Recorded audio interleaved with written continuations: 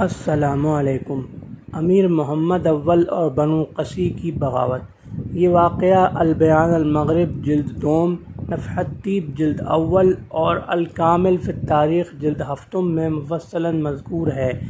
سلطان محمد اول یا امیر محمد اول بن عبد الرحمن دوم، جن کا دور حکومت 238 ہجری تا 273 ہجری بمطابق 852 عیسوی تا 886 عیسوی تھا، اموی تاریخ کے پہلے حکمران تھے جن کا نام محمد تھا۔ اس سے پہلے بعض اموی شہزادوں کے نام تو محمد ملتے ہیں، لیکن کوئی اموی حکمران محمد نام کا تخت نشین نہ ہوا۔ جیسے ان کے دادا حکم پہلے حکمران تھے جن کا نام حکم تھا، وہ تخت نشین ہوئے، ویسے ہی سلطان محمد اول امیر محمد اول کا یہ اتفاق ہے کہ ان سے پہلے محمد نام کا کوئی اموی حکمران تخت نشین نہیں ہوا تھا۔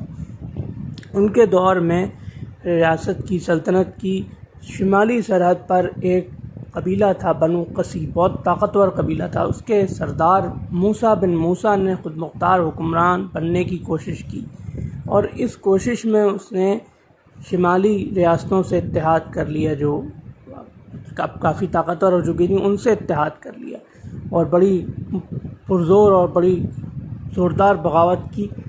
لیکن امیر محمد اول نے پہلے تو افہام و تفہیم کے ذریعے مسئلہ حل کرنے کی کوشش کی۔ جب یہ ممکن نہ رہا کہ افہام و تفہیم سے مسئلہ حل ہوتا، تو انہوں نے ایک لشکر جرار کے ساتھ موسیٰ بن موسیٰ اور بنو قسی کا مقابلہ کیا، اور اس قدر شدید اس پر ضرب لگائی اور انہیں ایسی شدید شکست دی کہ نہ صرف بنو قسی کے تقریباً بہت بڑی فوجی قوت زائل ہو گئی، بہت سے لوگ مارے گئے، بلکہ موسیٰ بن موسیٰ بھی شدید زخمی ہو کر میدان سے بھاگا اور ایک دور دراز علاقے میں جا کر چھپ گیا، فرار ہو گیا، اور اسی فرار کی حالت میں کافی عرصہ بیمار اور زخمی رہنے کے بعد وہ فوت ہو گیا۔ موسیٰ بن موسیٰ کے فوت ہونے کے بعد بنو قسی خود بخود کمزور پڑ گئے اور ان کی بغاوت آہستہ آہستہ فرو ہو گئی۔ تو یہ تھا سلطان امیر محمد اول بن عبد الرحمن دوم کا مختصر تعارف اور ان کے دور میں ہونے والی ایک خونریز بغاوت اور اس کے سدباب کا ایک عبرتناک واقعہ۔